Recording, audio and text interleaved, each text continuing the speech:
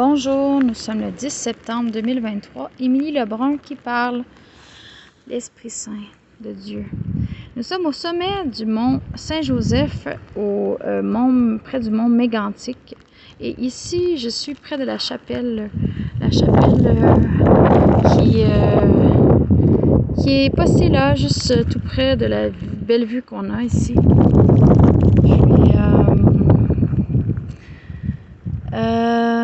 Je vais vous montrer à l'intérieur la chapelle.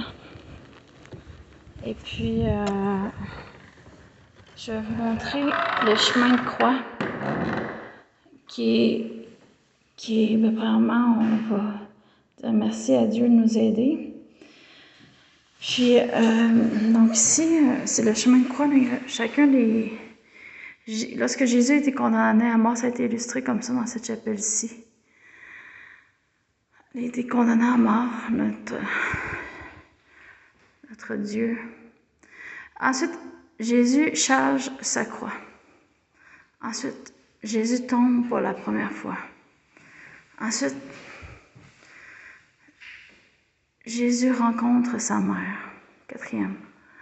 Ensuite, 5e. Jésus aidé par le Cyrénéen. Ensuite, Sainte Véronique essuie Jésus parce que il était dégoulinant de sang probablement, parce qu'il y avait une couronne d'épines sur la tête. Ensuite, ici, Jésus tombe pour la 2e fois, numéro 7. 2e chute. Si on va de l'autre côté, ici, on voit Jésus console les saintes femmes en leur disant, entre autres, « Pleurez pour vous, pas pour moi. » Jésus tombe pour la 3e fois. Ça, c'est vraiment difficile, là, la dernière. Mais le plus difficile, c'est pas celui-là. C'est pas le numéro 10, Jésus dépouillé de ses vêtements.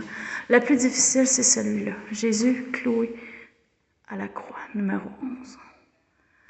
Henri, ça veut dire le roi des Juifs. Ensuite, ici, Jésus meurt sur la croix. Numéro 12. Il y avait 12 apôtres, on se rappelle aussi. Il faisait ça pour tous. Jésus descendu de la croix, numéro 13. Il était mort, donc ils l'ont descendu. Puis ils l'ont mis au tombeau maintenant, numéro 14. Donc voilà. C'est la chapelle Saint-Joseph, ça s'appelle. Il y a une belle statue ici avec l'enfant roi, l'enfant sauveur, Yeshua, Jésus, et son père Saint-Joseph. Ici, on voit une belle vitrail. Et puis voilà, j'ai prié un peu ici.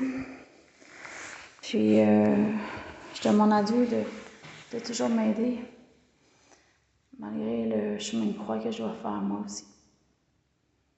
Amen.